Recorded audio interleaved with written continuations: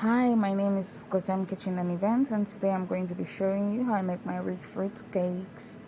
So let's get to it. Here I have my almonds, my cashew nuts, my pitted dates, dry bananas, kiwis, dry raisins, and other fruits.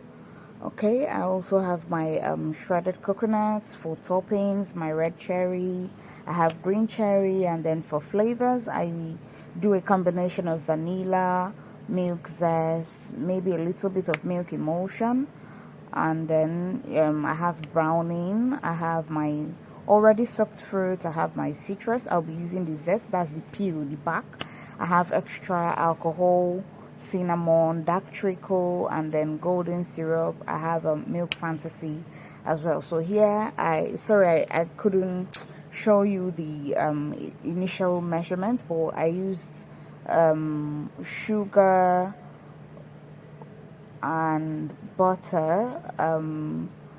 The butter in fruit cakes is usually less than in other kinds of cakes, because here you have a lot of other liquids to supplement for it. So your eggs is going to be higher in proportion than the normal.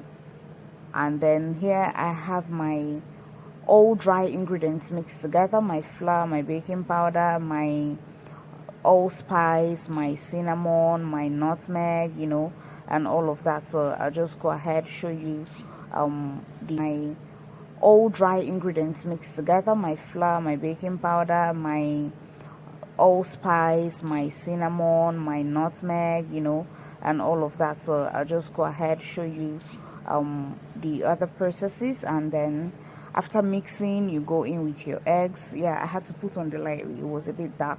You put in your eggs, and give that a good mix so that you don't have any liquid left at the bottom of your bowl when you finish mixing your egg. Okay, so when you add your egg, make sure you mix it properly into your butter and sugar mixture, and when you're done with that, you go in with your flour.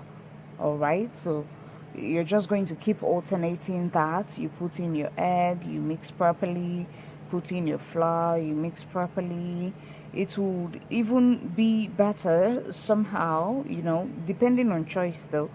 Sometimes there could be bad eggs and all that. So you can actually just breaking all your eggs into a bowl and do like that. But just ensure that as you're mixing in, there are no ingredients that you just added at the bottom of your bowl, you see. So you're scraping down the sides of your bowl and mixing everything properly so that you won't have lumps of dry flour and the rest in the end.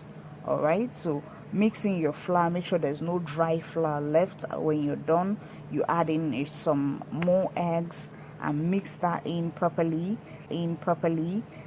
and make sure that no wet ingredients, that's the egg, at the bottom of your bowl as well. So you just keep giving that a good mix. You mix it in so that some part of your batter is not left running at the end of the day. So you give that a good mix and you go on and on and on until you come to the end where you're no longer left with any flour or eggs. Then we can now go in with other things.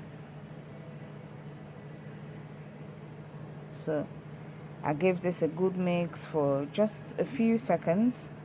You see at the bottom of my bowl, I don't have any more eggs left. So I add my flour again. After adding my flour, I'll fold it in and make sure there's also nothing left at the bottom when I'm done. So now that I'm done with all my egg and flour mixture and everything, I go in with my browning, my dark treacle, my golden syrup, and then I also go ahead and give that a good mix. At this point though, it's important to note that if you make use of brown sugar from the beginning, all right, you won't have the same color as I do here in this batter. So the quantity of maybe dark treacle browning you may need to add may not be as much, although it's totally dependent on the individual, and the kind of color deepness or richness that you won't have the same color as I do here in this butter. So the quantity of maybe dark treacle browning you may need to add may not be as much, although it's totally dependent on the individual and the kind of color deepness or richness that you like. So it's also up to you. But if you use brown sugar, you already have a little bit of brown in your butter as you go on with your mix. All right, so you may not necessarily have to add all that browning, 2 teaspoons, 2 tablespoons, and all that. So I'll just go ahead and give this a good mix. And again, like I said, when you're mixing, make sure you're mixing everything from the bottom to the top so that you don't have one part different from the other. So you give this a deep mix, let everything be uniform and well combined. So we'll just go ahead and do all that. Give it a good mix, turn your bowl, scrape the sides so that everything goes in well and is well blended as well. So after doing that, we'll go in with the already soaked fruit. So we'll pour it into the batter. So at some point you may notice that as you keep mixing, after your flour, your sugar, and butter mixture, your eggs and all that, the batter would, fruit cakes are normally denser than other cakes. So the batter rather, sorry, maybe a little bit stiffer, so to say. It's not strong like